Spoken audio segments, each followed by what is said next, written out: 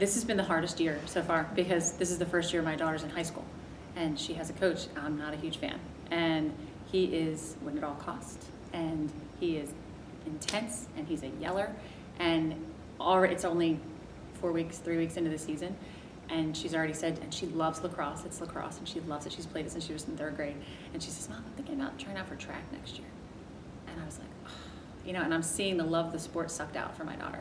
So I'm really trying, and this is what I tell parents all the time, that, you know, think back to your own sports experience.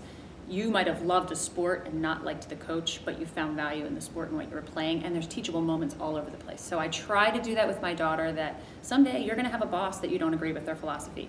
You're gonna have to find the strength in yourself to figure out how to get through it. And you have to remember that this coach is trying to teach you something. The method might not work, but that's the way the coach is trying to teach you. And the intensity that he's showing is showing how much he cares and wants you to be better.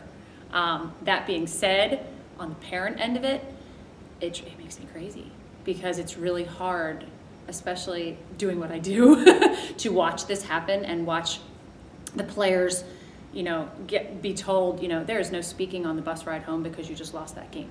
And that's one of the hard and fast rules on this player and this coach's team. You don't speak on the way home if you lose a game.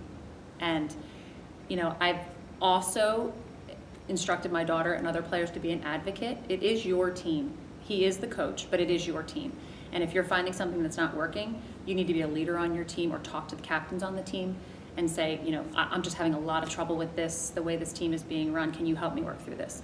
And I think any coach would allow a player to come to him and ask him questions about the culture of the team and something that's not working more than a parent. I always tell the parents, let your kids be advocates for themselves.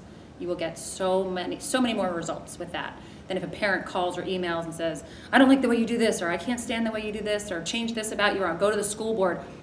Start with the kids first and work on that. At the younger ages where there's parent volunteers, that's when parents do need to step in if there's something going on. But at the high school level, it's a little bit different.